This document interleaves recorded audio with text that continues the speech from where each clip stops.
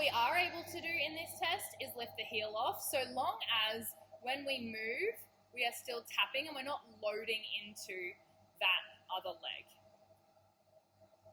Now then she's going to go, after she's gone anterior, we are going to go posterior medial.